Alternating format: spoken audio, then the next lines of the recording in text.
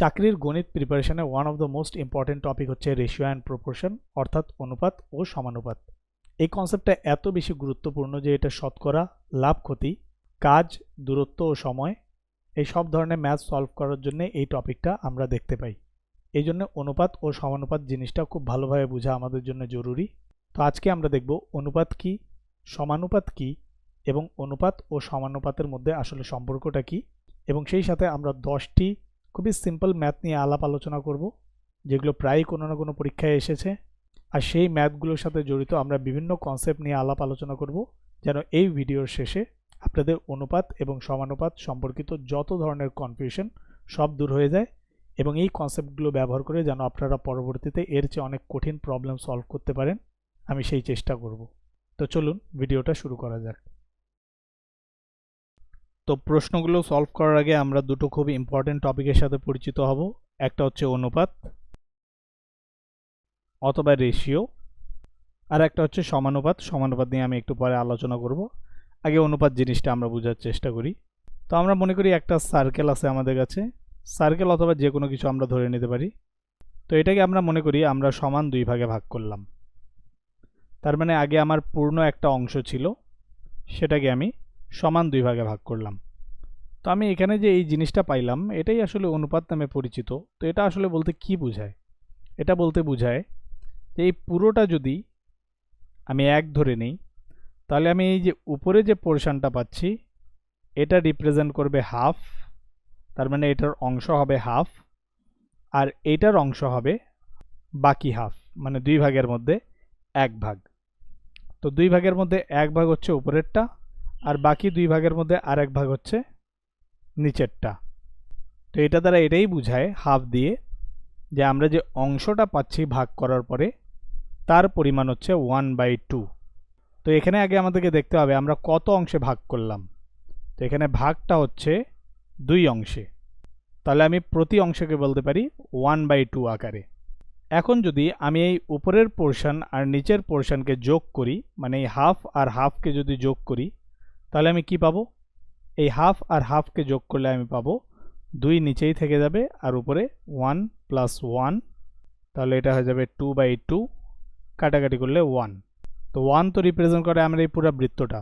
তার মানে আমি যদি এই অর্ধেক অর্ধেক দুইটা অংশকে যোগ করি, তাহলে আমি আমার এই পুরো বৃত্তটা আবার ফেরত পাবো।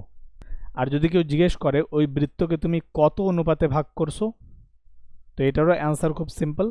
বৃত্তটাকে আমি ½ এই অনুপাতে ভাগ করলাম। এটাকে আমরা এভাবেও লিখতে পারি যে উপরে হাফ, নিচে ডিভাইডেড বাই আরেকটা হাফ। এই হাফ যদি কাটাকাটি চলে যায় তাহলে 1/1, বা এটাকে আমরা বলতে পারি 1:1। তার মানে আমরা সমান 2 অনুপাতে ওই বৃত্তটাকে ভাগ করলাম। এখন এই 1:1 থেকেও আরেকটা কনক্লুশন ড্র করা যায় যে আমি যদি 1 আর 1কে যোগ করি তাহলে আমি পাবো 2। তো 2 এর মধ্যে এই উপরের পোরশনটা হচ্ছে আমার 2 ভাগের মধ্যে 1 ভাগ, যেটা এই 2 আর এই 1কে রিপ্রেজেন্ট করে, আর বাকি যে অর্ধেক আছে সেটা হচ্ছে 2 ভাগের মধ্যে বাকি আরেক ভাগ, যেটা আসলে এই 1কে রিপ্রেজেন্ট করে। আরেকটা এক্সাম্পল দিই। এখন আমরা মনে করি আমাদের কাছে একটা বৃত্ত আছে, সেই বৃত্তকে আমরা সমান 3 ভাগে ভাগ করব। তো এটা একটা আমার ভাগ, এটা আরেকটা ভাগ, আর এটা আরেকটা ভাগ। তো সমান 3 ভাগে ভাগ করার ফলে আমি যে এই পোরশনটা পাইলাম এটার পরিমাণ কত হবে? সেটা হবে 3 ভাগের মধ্যে 1 ভাগ। এই পোরশনটা হবে 3 ভাগের মধ্যে আরও 1 ভাগ, আর এই পোরশনটা হবে 3 ভাগের আরেক ভাগ। এখন যদি আমি এই তিনটা পোরশনকেই যোগ করে দিই 1/3 + 1/3 + 1/3, তাহলে যেহেতু 3 ক্ষেত্রে হর সেম, তো আমি এখানে নিচে হর দিয়ে দিলাম, আর উপরে 1 + 1 + 1, যেহেতু 3 জনের ক্ষেত্রে হর সেম, তো এটাকে আমি বলতে পারি 3/3, কাটাকাটি করলে 1, তার মানে আমি আবার আমার পুরো বৃত্তটা পেয়ে গেলাম। এখন যদি কেউ জিজ্ঞেস করে কত অনুপাতে আমি ভাগ করলাম, তাহলে সেটা হবে 1:3, 1:3, 1:3, আর কাটাকাটি করলে 1:1:1, তার মানে 3 অনুপাতে ভাগ করলাম। আবার এই 3টাকে যোগ করলে আমি পাবো 3, তো এটা হচ্ছে 3 ভাগের মধ্যে 1 ভাগ, পরেরটা হচ্ছে আরও 3 ভাগের মধ্যে 1 ভাগ, আর এটা হচ্ছে আরও 3 ভাগের মধ্যে 1 ভাগ। তেমনইভাবে আমি যদি এই বৃত্তের দুইটা পোর্শনকে যোগ করে দিতাম, সেটাকে আমি একটা অংশ ধরলাম আর বাকি একটাকে আমি আরেকটা অংশ ধরলাম, তাহলে কি হইতো? তো আবার একটা বৃত্ত ড্র করি, যেটার একটা অংশ এই পাশে থাকবে আর বাকি দুটো অংশ মিলে আর একটা অংশ হবে। তার মানে এটা পুরোটা একটা অংশ আর এটা আর একটা অংশ। তাহলে এখন 1/3 আর 1/3 যোগ হয়ে যাবে, তাহলে আমরা পাবো 2/3, আর তার সাথে আমাদের আরেকটা আছে 1/3। তাহলে আমি যদি 2/3 আর 1/3কে অনুপাত আকারে লিখি, কারণ এই দুইটা হচ্ছে আমাদের পোর্শন, এটাকে আমি ধরতে পারি এ পোর্শন, এটা হচ্ছে বি পোর্শন। তাহলে নিচে থেকে যদি 3 3 কাটা চলে যায়, তাহলে আমি বলবো 2:1 অনুপাতে আমি ভাগ করলাম। তার মানে এ আর বি এর অনুপাত হচ্ছে 2:1, 2:1।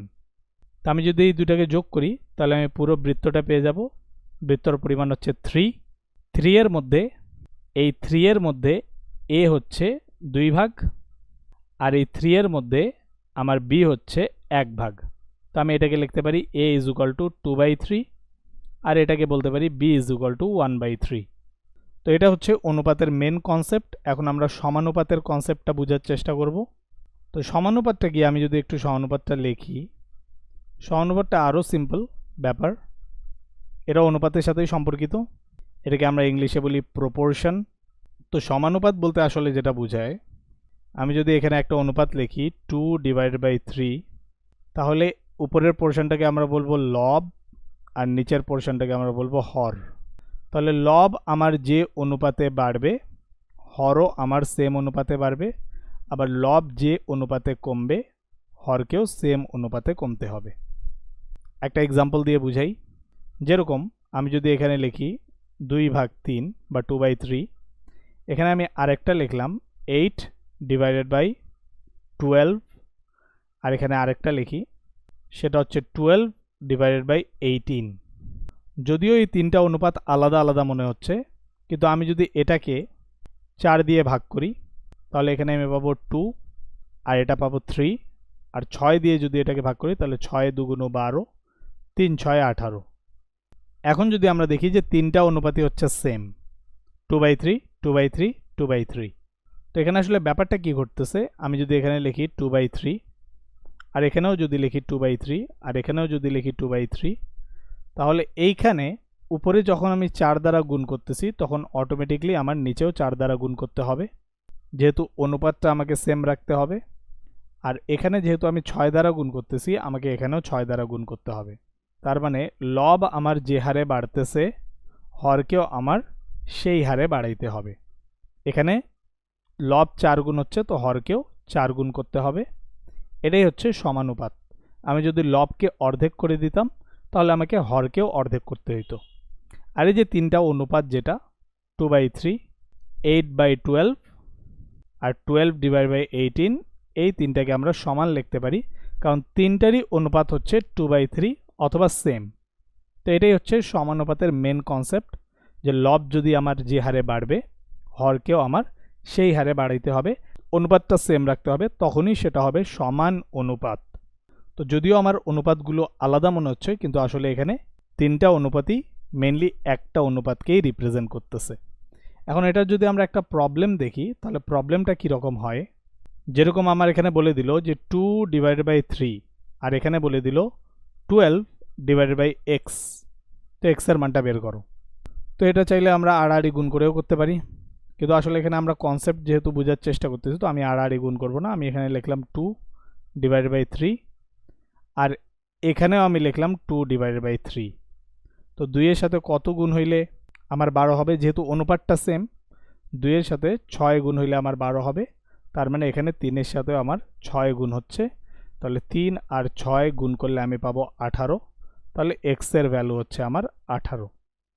আর এখানে যদি আমি আড়াআড়ি গুণ করতে চাই, তাহলে x কে আমি লেফট হ্যান্ড সাইডে নিয়ে আসলাম, এখানে 12 থাকলো, 3 এই পাশে গেল উপরে, আর নিচে 2, এটা কাটাকাটি করলে 6 2 × 12, 3 6 18। তো ক্যালকুলেশন করলেও আমরা বের করতে পারি, কিন্তু আসলে বিহাইন্ড দ্য সিন ব্যাপারটা কি ঘটতেছে সেটা বোঝা যায় না। এই জন্য আসলে আমি এই মেথডটা দেখাইলাম যে 2-এর সাথে আমার যখন 6 গুণ হয় তখন 12 হচ্ছে। আর যেহেতু এটা সেম অনুপাত বা সমান অনুপাত, অনুপাতের মধ্যে কোনো চেঞ্জ নেই, তো 3-এর সাথে আমার 6 গুণ হবে, আর 3-এর সাথে 6 গুণ হলে আমি পাবো 18, আর এটাই হচ্ছে আমার এক্সের ভ্যালু। তো আশা করি অনুপাত আর সমানুপাত আপনারা বুঝতে পেরেছেন। এখন আমরা আমাদের পরবর্তী ম্যাথগুলো সলভ করব। এখন ম্যাথগুলো বুঝতে আমাদের খুব সুবিধা হবে।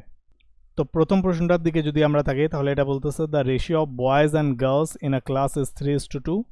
If the total number of student is 45, how many boys are there? তো আমাদের এখানে রেশিও বলতেছে 3:2। তো আমাদের যদি প্রাথমিক আলোচনার সাথে মিল রেখে আমরা বলতে চাই, তাহলে আমাদের যতগুলো স্টুডেন্ট ছিল, টোটাল স্টুডেন্ট, সেটাকে 2 ভাগে ভাগ করছে। এক ভাগে পড়ছে 3 ভাগ, আরেক ভাগে পড়ছে 2 ভাগ। তো 3 ভাগ যেটা সেটা হচ্ছে আমাদের বয়েজ, আর 2 ভাগ যেটা সেটা হচ্ছে আমাদের গার্লস। তো 3 আর 2কে যোগ করলে আমরা কি পাবো? 5। তাহলে এই 5টা আমাদের টোটাল স্টুডেন্ট রিপ্রেজেন্ট করবে। তো 5 জন যদি আমার টোটাল স্টুডেন্ট হয়, তার মধ্যে 3 জন হচ্ছে বয়েজ আর 2 জন হচ্ছে গার্লস।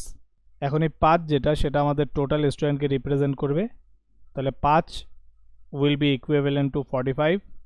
তাহলে 1 হবে 45 divide by 5 is equal to 9।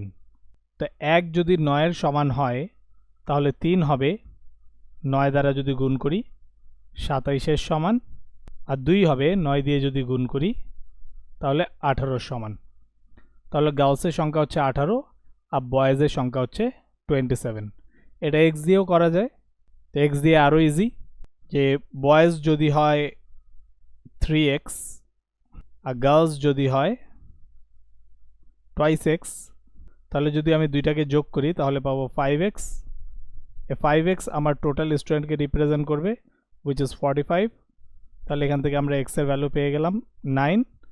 এই 9কে আমি 3-এর সাথে গুণ করলে পেয়ে যাব 3 নং 27, আর 2-এর সাথে গুণ করলে পেয়ে যাব 18। তাহলে বয়েজের সংখ্যা হচ্ছে 27। পরবর্তী প্রশ্নটা একদম same. In a mixture the ratio of water to milk is 2:3. If the total mixture is 100 liters, how much milk is in there? তার মানে একটা মিক্সচার আছে 100 লিটারের, তার মধ্যে ওয়াটার আর মিল্ক হচ্ছে আমার 2:3 রেশিওতে, 2:3 রেশিওতে। তো আবার আমরা আগের মতো করতে পারি 2:3। তাহলে টোটাল হচ্ছে আমার 5। এই 5 উইল বি ইকুইভ্যালেন্ট টু 100। তাহলে 1 উইল বি ইকুইভ্যালেন্ট টু 20, যেহেতু 5 দ্বারা 100কে ভাগ করলে আমরা 20 পাই। তাহলে 2 20-এর সাথে গুণ হয়ে যাবে, 20 দুগুণ 40, আর 3 20-এর সাথে গুণ হয়ে যাবে, 3 20 60। তো আমার মিল্ক ছিল 3 অনুপাত। তাহলে how much milk is there? Milk হবে 60 লিটার। এটাই অ্যান্সার। এখন 3 নম্বর ম্যাথটা খুব ইন্টারেস্টিং। এটা হচ্ছে ব্যালেন্সিং টাইপের ম্যাথ। এখানে এ আর বি এর অনুপাত দেওয়া আছে 2:3, আর বি আর সি এর অনুপাত দেওয়া আছে 4:5, আর বলতেছে A:B:C is equal two what. এই ম্যাথটা যদি আপনারা সলভ করা শিখে যান তাহলে এটা অনেকগুলো ম্যাথের মধ্যে শর্ট আকারে চলে আসে, মানে আমাদেরকে এই জিনিসটা করতে হয় আর কি। তো এটা কিভাবে আমরা করতে পারি? এখানে বলতেছে এ আর বি এর অনুপাত হচ্ছে আমার 2:3, আর বি আর সি এর অনুপাত হচ্ছে আমার 4:5। এটাকে আমরা আরেকভাবে লিখতে পারি, সেটা হচ্ছে a বাই বি, এটা হচ্ছে 2 ডিভাইড বাই 3, আর বি কে আমরা লিখতে পারি b divide by C, b/c কে 4 ডিভাইড বাই 5। এখন যদি আমরা এখানে দেখি যে এখানে b আর এখানে b, তো এখানে b এর পরিমাণ হচ্ছে 3 আর এখানে b এর পরিমাণ হচ্ছে 4। তো আমাদের কাজ হবে b কে উভয় জায়গায় ব্যালেন্স করা বা সমান করা। তো এটা করার উপায় হচ্ছে আমি 3-এর সাথে 4কে গুণ করে দিব, আর এখানে 4-এর সাথে 3কে গুণ করে দিব, তাহলে আমার ব্যালেন্সিং হয়ে যাবে। এখন আমি যে এখানে 4 দ্বারা গুণ করলাম, তো সমানুপাতের নিয়ম অনুযায়ী আমাকে এখানেও 4 দ্বারা গুণ করতে হবে, আর এখানে যেহেতু আমি লবকে 3 দ্বারা গুণ করলাম, তো এখানেও আমাকে 3 দ্বারা গুণ করতে হবে।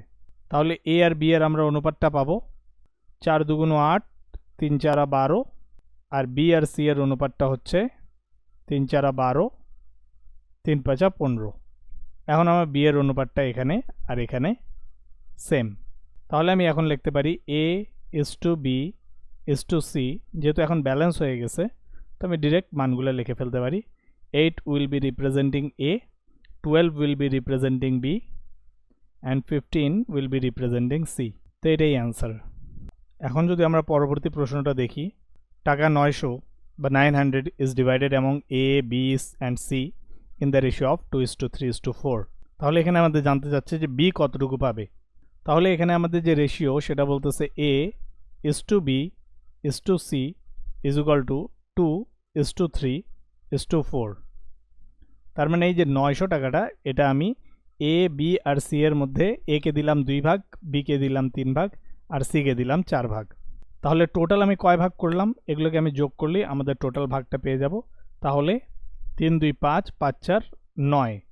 তার মানে আমি এই 900 টাকাকে সমান 9 ভাগে ভাগ করলাম, যার মধ্যে এ পাচ্ছে 2 ভাগ, বি পাচ্ছে 3 ভাগ আর সি পাচ্ছে 4 ভাগ। এখন এটা করা খুব ইজি, যেহেতু 9 এখানে দেয়া আছে আর এখানে হচ্ছে 900। তো আমি 9কে যদি 900 বানাতে চাই তাহলে 100 দ্বারা গুণ করতে হবে।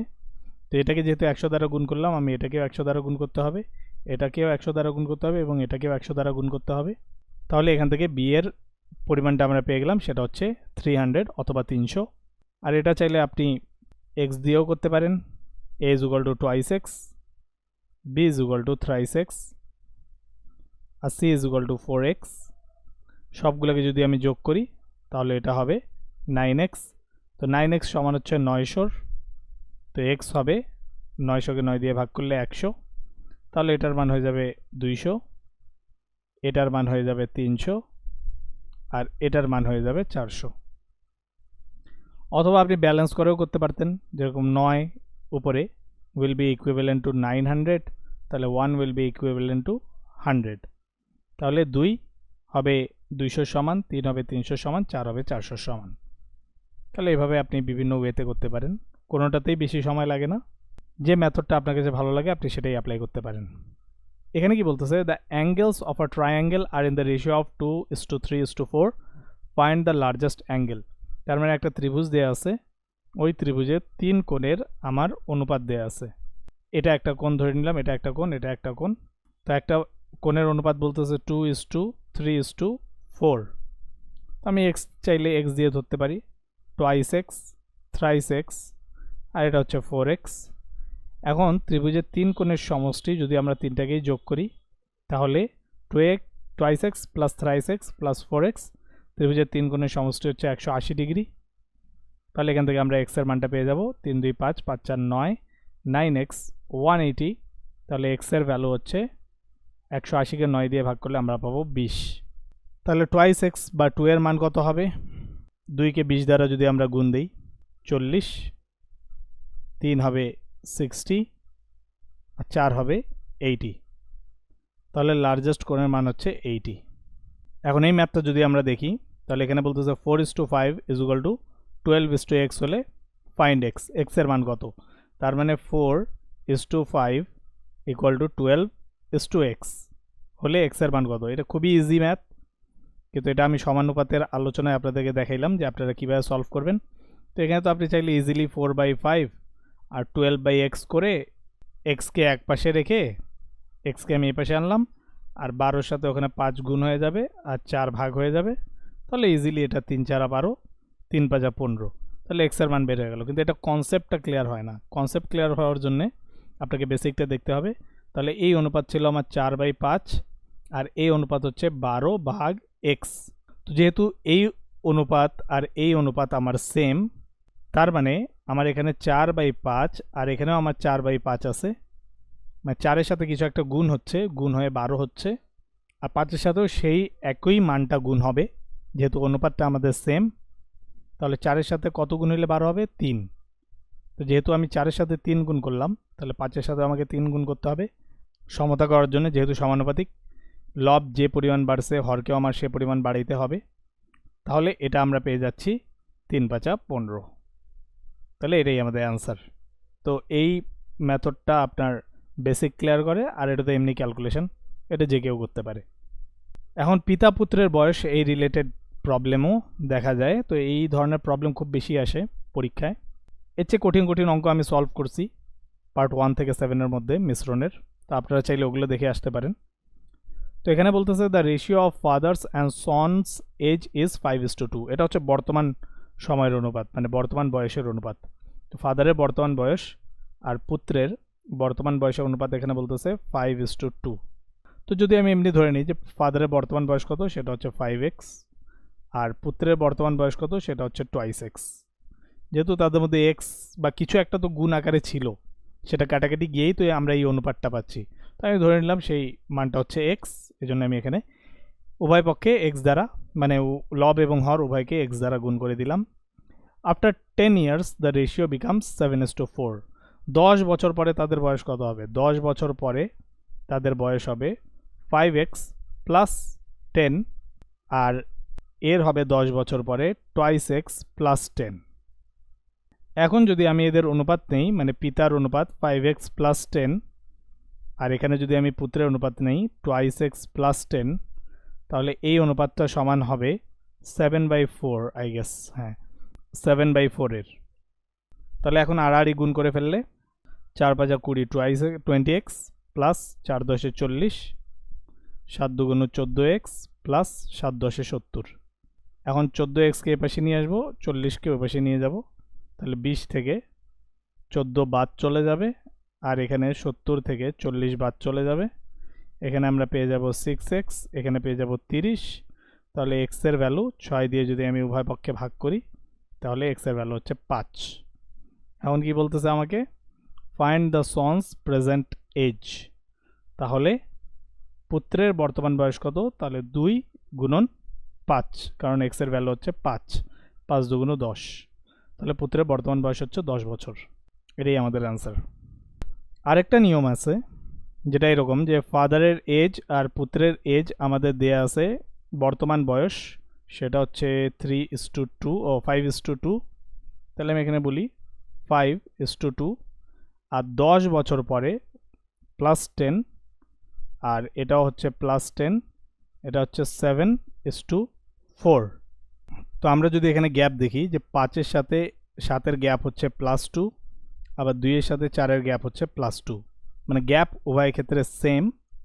তো এই যে 2 + 2 এটা হবে 10-এর সমান, তাহলে 1 হবে 5-এর সমান, যেহেতু 2 হচ্ছে 10-এর সমান, তাহলে 1 হবে 5-এর সমান। তাহলে 5 হবে 5 × 5 = 25-এর সমান, আর 2 হবে 5 × 2 = 10-এর সমান। তো এটা হচ্ছে আমার পুত্রের বয়স, এটা হচ্ছে আমার পিতার বর্তমান বয়স। আর 10 বছর পরে যদি বয়স জানতে চাইতো, তাহলে এটার সাথে আমরা 10 যোগ করে দিতাম, এটার সাথেও 10 যোগ করে দিতাম, তাহলে আমাদের পিতার বয়স 10 বছর পরে এবং পুত্রের 10 বছর পরের বয়সটাও বের হয়ে যেত।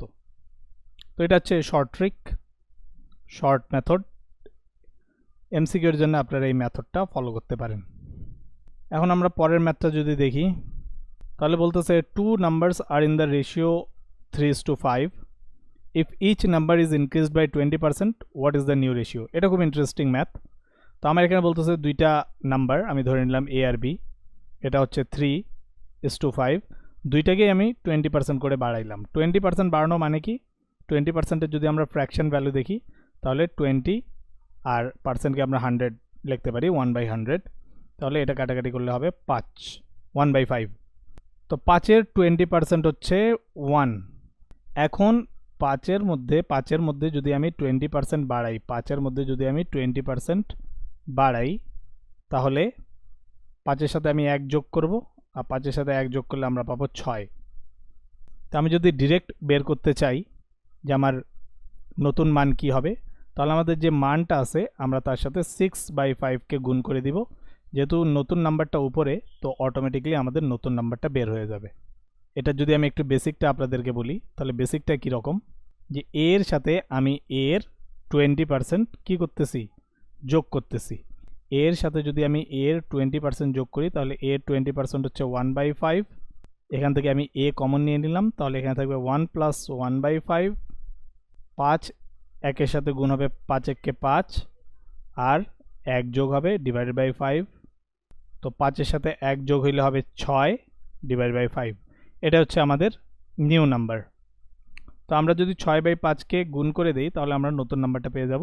তো এখন বলতেছে 20% বাড়াইলাম, তাহলে এটা হয়ে গেল a', এটা হয়ে গেল b', তাহলে কি করব, 3-এর সাথে 6/5কে আমি গুণ করে দিব, আর b এর সাথেও আমি 6/5কে গুণ করে দিব। তো আমরা নতুন নাম্বারটা পেয়ে যাব, নতুন নাম্বারের অনুপাত বা নতুন নাম্বার যাই বলেন না কেন। এখন একটু দেখেন তো, এখানেও 6/5 গুণ হচ্ছে, এখানেও 6/5 গুণ হচ্ছে। তো এই দুটোকে যদি আমি কাটাকাটি করে দিই, তাহলে আবার আমি 3/5ই তো পাইলাম। তো এটাই হচ্ছে আমাদের উত্তর। তো আমি যখন সমানুপাতের আলাপ আলোচনা করতেছিলাম, তো আমি তো এখানে আগেই বলছিলাম যে আমার লবকে আমি যে হারে বাড়াইছি, হরকেও আমাকে সে হারে বাড়াইতে হবে। তো এখানে বলতেছে each number is increase by 20%। তার মানে লব যতটুকু বাড়লো, লব যতটুকু বাড়লো, হরও ততটুকু বাড়লো। তো লব আর হর যদি সেম পরিমাণে বাড়ে, তাহলে যে বাড়তি পোর্শনটুকু সেটা লব এবং হর উভয় থেকেই কাটাকাটি চলে যাবে। তো যেহেতু উভয় থেকে কাটাকাটি চলে যাচ্ছে, তো আমার অনুপাতটা আগের মতোই থাকবে। তো এই বেসিকটা যদি আপনাদের জানা থাকে, তাহলে এই ম্যাথটা এতগুলা স্টেপ করার দরকারই নেই, আপনি ডিরেক্ট 3:5 এটাকেই টিক দিয়ে দিবেন। এখন এই প্রশ্নটা যদি আমরা দেখি, এখানে বলতেছে find the third proportion two 4 and 6। তো এটার জন্য আপনাকে তৃতীয় সমানুপাতিকটা বুঝতে হবে। তো এটা আসলে ম্যাথটা কী রকম, যে এখানে বলতেছে 4 আর 6 এটা আমাদের একটা অনুপাত, আর আরেকটা অনুপাত হচ্ছে আমাদের 6, আর এখানে কোনো একটা সংখ্যা, আমি এটাকে এক্স ধরে নিলাম।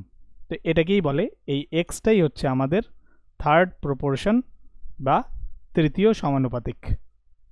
তার মানে তিনটা রেশিওকে এইভাবে লেখা যায়। তার মানে আমি যদি বলি a:b:c = 2:3:4, তাহলে আমি এটাকে a/b b/c আকারে লিখতে পারি। তখন এটা আমরা লিখতে পারবো এইভাবে 2/3 3/4। তো এখন কত হচ্ছে, এই এক্সের মানটা কত হবে, এটাই হচ্ছে যেহেতু আমাদের থার্ড প্রপোর্শন, এটা জাস্ট আমি আড়াআড়ি গুণ বা যেভাবে হোক ক্যালকুলেশনের মাধ্যমে করে ফেলতে পারি। আমি সেটা দেখাচ্ছি না, আমি একটু দেখাই আপনাদেরকে যে বেসিক দিয়ে আমরা যদি সলভ করতে যাই তাহলে কি হবে। এই 4কে আমি বানাইলাম 6, তো 4কে 6 বানানোর উপায় কি, 4-এর সাথে আমি যদি 6/4 গুণ করি তাহলেই আমাদের 6 হবে। তো এখানেও আমাকে 6-এর সাথে 6/4 গুণ করতে হবে। তাহলে এটা কাটাকাটি করলে আমরা পেয়ে যাব 6, আর নিচে যদি আমরা কাটাকাটি করি, আমরা যদি এটা কাটাকাটি করি 2 2 4 3 2 6, আর এটাকে যদি কাটাকাটি করি 3 2 6, তাহলে 3 3 9। তো আমরা এখন যদি অনুপাতটা লিখি তাহলে কি হবে, 4/6 6/9। তাহলে আমাদের থার্ড প্রপোর্শন হচ্ছে 9। এটাই হচ্ছে এক্সের ভ্যালু। আর যদি আপনাদের এই প্রবলেমটা বুঝতে সমস্যা হয়, তাহলে আপনারা জাস্ট 4/6 6/x, এই এক্সটা সলভ করে ফেলেন। এক্সটা এই পাশে চলে গেল, 6 6 36, আর এখানে 4 চলে আসবে, আর কাটাকাটি করলে 4 9 36। এভাবেও করতে পারেন। এখন লাস্ট একটা প্রবলেম, এটা খুবই ইম্পর্টেন্ট, সিম্পলিফাই দ্য রেশিও। এই একটা রেশিও আমাদের দেয়া আছে, এই রেশিওকে বলতেছে সিম্পলিফাই করতে। তো এই একটা অনুপাত আর এই আরেকটা অনুপাত, এই তিনটা অনুপাত আমাদের দেয়া আছে, এটাকে বলতেছে সিম্পলিফাই করতে। এই একটা অনুপাত দেয়া আছে, এটাকে আমাদেরকে সিম্পলিফাই করতে হবে। সিম্পলিফাই করা মানে কি, হরগুলোকে ক্যান্সেল আউট করে দেয়া, মানে সরাই দেয়া। তো হর যদি আমি ক্যান্সেল করতে চাই, তাহলে আমি হরগুলোকে সেম করে দিতে হবে। হরগুলোকে সেম করলে হরগুলো ক্যান্সেল আউট হয়ে যাবে, তখন আমাদের এই অনুপাতটা সিম্পলিফাই হয়ে যাবে। তো হরগুলোকে সেম করার উপায় কি, আমরা যদি 2 3 আর 4-এর লসাগু দেখি, যদি আমি 2 দিয়ে ভাগ করি তাহলে 2 1 2 3 2 2 4 3 2 6 6 2 12, তাহলে 2 3 আর 4-এর লসাগু হচ্ছে 12। তো আমি কি করব, আমি 3 জায়গায় এটাকে সেম করে দিব। কীভাবে সেম করব, আমি এখানেও আনলাম 12 অনুপাত, এখানেও আনলাম 12 অনুপাত, এখানেও আনলাম 12। এখানে যেহেতু 12 আনলাম, তো আমাকে এখানেও 12 আনতে হবে, এখানেও 12 আনতে হবে, আর এখানেও 12 আনতে হবে।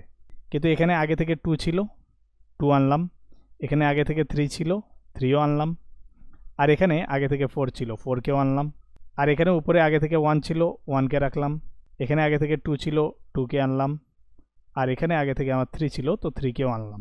এখন আমরা একটা জিনিসে কোনো চেঞ্জিং করব না, সেটা হচ্ছে এই 12তে আমরা টাচ করব না, এই 12কে আমরা ইনটেক রেখে দিব। তাহলে 2কে যদি কাটাকাটি করি তাহলে এখানে পাবো আমরা 6, 3 দিয়ে যদি 12কে কাটি তাহলে আমরা পাবো 4, 4 দিয়ে যদি 12কে কাটি তাহলে আমরা পাবো 3। তাহলে এখানে আমি পাচ্ছি 6/12, এখানে আমি পাচ্ছি 4 2 8/12, আর এখানে আমি পাচ্ছি 9/12। তাহলে 3 জায়গা থেকে 12 12 12 ক্যান্সেল আউট, তাহলে আমাদের নতুন অনুপাত হচ্ছে 6, 8, 9। এটা হচ্ছে মোস্ট সিম্পলিফাইড এক্সাম্পল, কিন্তু আপনারা যদি আগে যেভাবে সলভ করছেন আমি যদি সেটা বলি, ওটাও বলে দিচ্ছি। একটা ছিল 1/2, একটা ছিল 2/3, আর একটা ছিল 3/4। এখন আমাদেরকে বলতো কি যে 2, 3 আর 4-এর তুমি লসাগু নিয়ে নাও। এখন আমাদেরকে বলতো কি 2, 3 আর 4-এর তুমি লসাগু নিয়ে নাও, তাহলে এখানেও 12 চলে আসবে, এখানেও 12 চলে আসবে, আর এখানেও 12 চলে আসবে। তারপর 2 দিয়ে 12কে ভাগ করলে আমরা কি পাই? 6। তো এখানে 6 একে 6 গুণ হয়ে যাবে। তারপর 3কে 12 দিয়ে ভাগ করলে আমরা কি পাই? 4। 4 এখানে 2 এর সাথে গুণ হবে, আমরা পেয়ে যাব 8। আবার 4 দিয়ে 12কে ভাগ করলে আমরা পাবো 3, 3 এর সাথে 3 গুণ করলে আমরা পেয়ে যাব 9। তাহলে 12, 12, 12 ক্যান্সেল আউট। উত্তর হচ্ছে 6:8:9। এটা ইজি, সময় কম লাগে কিন্তু বোঝা যায় না, কিন্তু উপরের মেথডে আসলে আমরা বুঝতে পারতেছি যে আসলে আমরা কি করতেছি। তো ভগ্নাংশের যোগ বিয়োগের যে ভিডিও, সেখানে আমি ওটাই ভালোভাবে এক্সপ্লেন করার চেষ্টা করছি যে আসলে বিহাইন্ড দ্য সিন ক্যালকুলেশনটা কীরকম হচ্ছে। তো আপনারা চাইলে ওই ভিডিওটা দেখে আসতে পারেন। আর এটাই হচ্ছে আমাদের অ্যান্সার। আশা করি এই ভিডিও দেখার পর আপনাদের অনুপাত ও সমানুপাত সম্পর্কিত যতগুলো ধারণা সব ক্লিয়ার হয়ে গেছে। আপনার যদি এই ভিডিওটা ভালো লেগে থাকে তাহলে অবশ্যই লাইক করবেন এবং আপনার সেই বন্ধুদের সাথে শেয়ার করবেন যারাও আপনার সাথে পরীক্ষার প্রিপারেশন নিচ্ছে। আর আমার চ্যানেলটি সাবস্ক্রাইব করবেন, কারণ আমি নিয়মিত এই ধরনের কন্টেন্ট আপলোড করতেই থাকি। আর যদি আপনাদেরকে এই ভিডিওটা ভালো লেগে থাকে তাহলে কিছুদিন আগে আমি একটা ভিডিও আপলোড করেছি, এই ভিডিওটা আপনারা চাইলে দেখতে পারেন, যেখানে আমি বিস্তারিতভাবে আলাপ আলোচনা করেছি যে ঐকিক নিয়মটা কি, এবং ঐকিক নিয়মের মধ্যে এমন কিছু ম্যাথ দেখা যায় যেগুলো আসলে ঐকিক নিয়মের অঙ্কই না। তাহলে দেখা হবে আপনাদের সাথে সেই ভিডিওতে। ধন্যবাদ।